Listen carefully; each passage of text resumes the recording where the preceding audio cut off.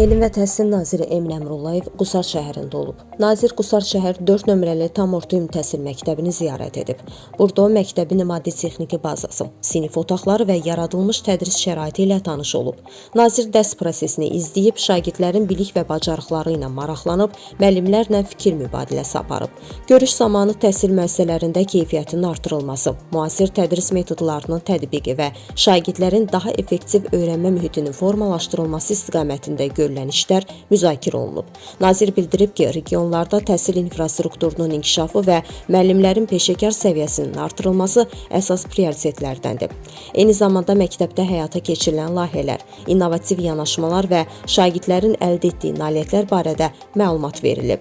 Təhsil prosesinin daha da təkmilləşdirilməsi üçün mövcud imkanlar və qarşıda duran vəzifələr də diqqət mərkəzində olub.